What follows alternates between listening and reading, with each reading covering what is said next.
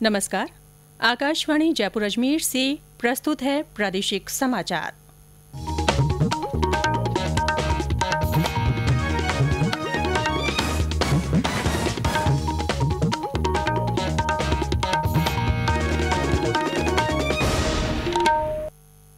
मुख्य समाचार।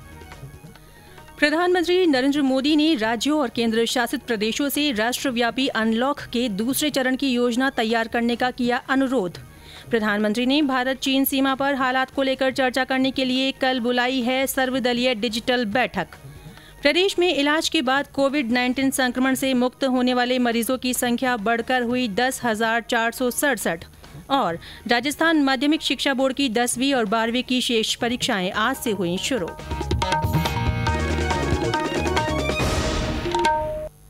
समाचारों के साथ मैं रितिका गुप्ता और अब समाचार विस्तार से।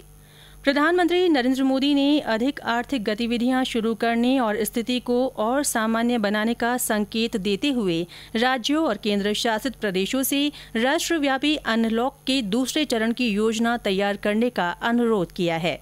राज्यों और केंद्र शासित प्रदेशों के मुख्यमंत्रियों के साथ अपनी वर्चुअल बैठक में दूसरे दिन कल प्रधानमंत्री ने कोरोना वायरस के खिलाफ भारत के संघर्ष को और मजबूत करने की रूपरेखा पर चर्चा की। श्री मोदी ने जांच के महत्व पर जोर देते हुए राज्यों से जांच केंद्रों में बढ़ोतरी करने का अनुरोध किया। बैठक में मुख्यमंत्री अशोक गहलोत ने भी भाग लिया। श्री गहलोत ने प्रधानमंत्री से आग्रह किया कि अर्थव्यवस्था के संकट से गुजर रहे इस दौर में सरकार मांग बढ़ाने के उपायों पर ध्यान दे।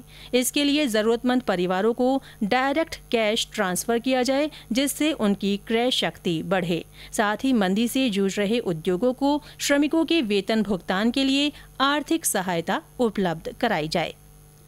प्रधानमंत्री नरेंद्र मोदी ने भारत चीन सीमा पर हालात को लेकर चर्चा करने के लिए कल सर्वदलीय डिजिटल बैठक बुलाई है। प्रधानमंत्री कार्यालय ने इस बारे में ट्वीट किया है कि इस बैठक में विभिन्न राजनीतिक दलों के अध्यक्ष शामिल होंगे। गौरतलब है कि पूर्वी लद्दाख की गलवान घाटी में सोमवार रात चीनी सैनिकों के साथ हिंसक झड़प में भारतीय सेना के एक कर्नल सहित 20 सैनिक शहीद हो गए। ये पिछले 5 दशक से भी ज्यादा समय में दोनों देशों के बीच हुआ सबसे बड़ा सैन्य टकराव है। इस बीच भारत को निर्विरोध रूप से संयुक्त राष्ट्र सुरक्षा परिषद का अस्थायी सदस्य चुन लिया गया है।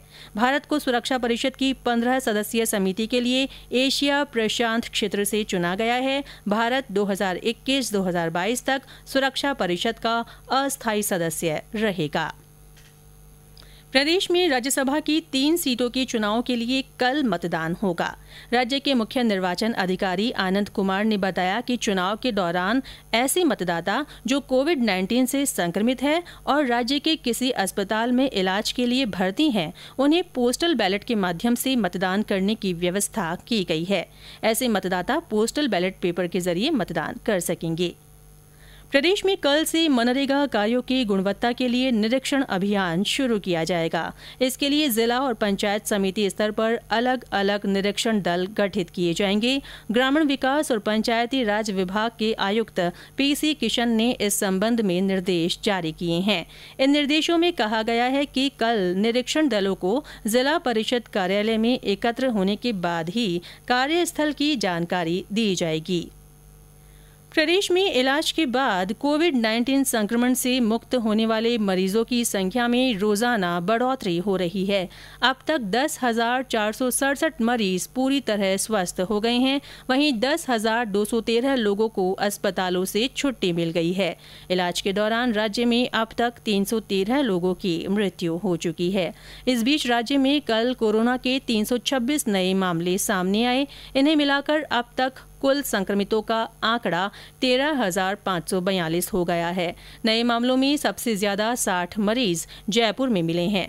धौलपुर में 55, जोधपुर में 35, पाली में 34, भरतपुर में 29, चूरू में 17, नागौर में 16, झुंझुनू में 15, बाड़मेर में 12, बीकानेर में 8, अजमेर में 6, उदयपुर, श्रीगंगानगर और भीलवाड़ा में 5-5, सीकर में 4, सिरोही और सवाईमाधोपुर में 3-3, हनुमानगढ़, दौसा और अलवर में 2-2, चित्तौड़गढ़, डूंगरपुर, झालावाड़, करौली और कोटा में 1-1 नया मामला सामने आया है। प्रदेश में अब 2762 सक्रिय मरीज हैं। इनमें सबसे ज्यादा 528 सक्रिय मामले भरतपुर के हैं। ये समाचार आकाशवाणी जयपुर अजमेर से प्रसारित किए जा रहे हैं। प्रादेशिक समाचार बुलेटिन आप हमारे ट्विटर हैंडल @AIRnews_जयपुर पर फॉलो कर सकते हैं। राजस्थान माध्यमिक शिक्षा बोर्ड की 10वीं और 12वीं की शेष परीक्षाएं आज से शुरू हो गई हैं। इसके लिए परीक्षा केंद्रों को सैनिटाइज किया गया। बोर्ड की गाइडलाइन के अनुसार ही परीक्षाएं कराई जा रही हैं। बोर्ड ने सोशल डिस्टेंसिंग की पालना के लिए 521 नए परीक्षा उपकेंद्र बनाए हैं। इस तरह कुल 6206 केंद्रों पर परीक्षा का आयोजन किया जा रहा है। बोर्ड ने नेत्रहीन और विशेष योग्यजन परीक्षार्थियों को पहले ही इन परीक्षाओं से मुक्त कर दिया है। मुख्यमंत्री अशोक गहलोत ने राज्य में टिड्डियों के भीषण हमलों को देखते हुए केंद्र सरकार से स्प्रेयर की संख्या बढ़ाने, हवाई छिड़काव की व्यवस्था करने और टिड्डियों के उद्गम स्थल वाले देशों के साथ समन्वय स्थापित करने का अनुरोध किया है। उन्होंने कहा कि विश्व खाद्य एवं कृषि संगठन की ताज़ा रिपोर्ट के अनुसार जून और जुलाई में ईरान और अफ्रीका से बड़े पैमाने पर टिड्डी का आक्रमण हो सकता है। इसे देखते हुए केंद्र सरकार किसानों को फसल नुकसान से बचाने के लिए उचित प्रबंध करे। इधर प्रदेश में टिड्डी दलों के हमलों से अब तक 30 जिलों का 2,32,000 हेक्टेयर क्षेत्र प्रभावित हो चुका है। टिड्डी चेतावनी संगठन के उप निदेशक KL गुर्जर ने बताया कि स्थितियों को देखते हुए टिड्डी नियंत्रण के लिए व्यापक तैयारियां की गई हैं। जो लास्ट ईयर जितना हमने पीक टाइम पे किया था वो सारे के सारे संसाधन आज की तारीख में हमने उपलब्ध करवाए हैं। कुछ जगह पे क्या होता है ट्रैक्टर अवेलेबल है लेकिन ट्रैक्टर माउंटेड स्प्रेयर अवेलेबल नहीं है, तो उसकी जो है हम जिला प्रशासन को ट्रैक्टर माउंटेड स्प्रेयर उपलब्ध करवा रहे हैं। अभी करीब 150 के आसपास हमने उपलब्ध करवा दिए और अगले कुछ दिनों में और ज्यादा जो है वो हम उपलब्ध करवाने वाले हैं। ड्रोन है वो इस बार पहली बार उपयोग में आया है। इसके अलावा यदि प्लानिंग की बात करें तो इस बार हमने हर जिले के लिए है एक अधिकारी को नियुक्त किया गया है जो मोस्टली कृषि विभाग से संबंधित है, ISN RS अधिकारी हैं। इसके अलावा कृषि विभाग के अधिकारियों को भी हमने एक जिला दिया गया है जो वहां पे जाकर के रेगुलरली उसकी मॉनिटरिंग करेंगे। इस बार हमने सर्वे के लिए 200 से अधिक टीमों का गठन किया गया है ताकि ये टीमें जो है वो जाकर के वहां पे देख मतलब ये पता करें दिन में घूम करके टिड्डी कहाँ बैठी है, ताकि शाम को उसकी जो है प्लानिंग करके और रात भर हम उसका ऑपरेशन कर सके। तो जहाँ पे हमें जरूरत है हमारी टीम वहाँ पे समय पे पहुँच जाए। बांसवाड़ा और बाड़मेर में सार्वजनिक निर्माण विभाग के नए अतिरिक्त मुख्य अभियंता कार्यालय खोले जाएंगे। उदयपुर और जोधपुर में ग्रामीण क्षेत्र में नए अधीक्षण अभियंता कार्यालय खोले जाने की भी मंजूरी मिल गई है।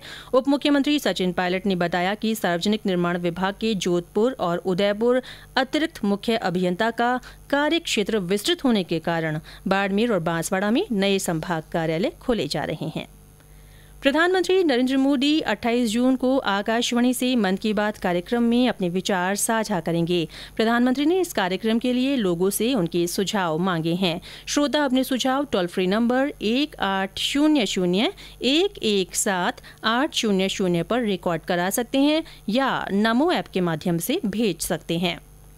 21 जून को अंतर्राष्ट्रीय योग दिवस समारोह की शुरुआत प्रधानमंत्री नरेंद्र मोदी के संदेश के साथ होगी। दूरदर्शन सुबह 6:30 बजे से इसका प्रसारण करेगा। इसे अन्य डिजिटल मंचों पर भी देखा जा सकेगा। इस वर्ष कोरोना के चलते मुख्य ध्यान इस बात पर दिया जा रहा है कि लोग घरों में ही अपने परिजनों के साथ योग करें।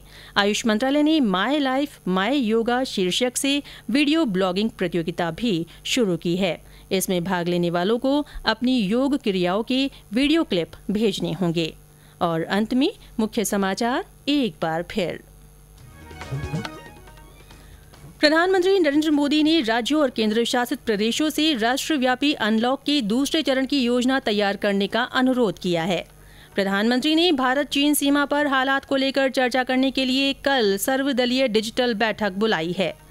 प्रदेश में इलाज के बाद कोविड-19 संक्रमण से मुक्त होने वाले मरीजों की संख्या बढ़कर 10,467 हो गई है और राजस्थान माध्यमिक शिक्षा बोर्ड की 10वीं और 12वीं की शेष परीक्षाएं आज से शुरू हो गई हैं।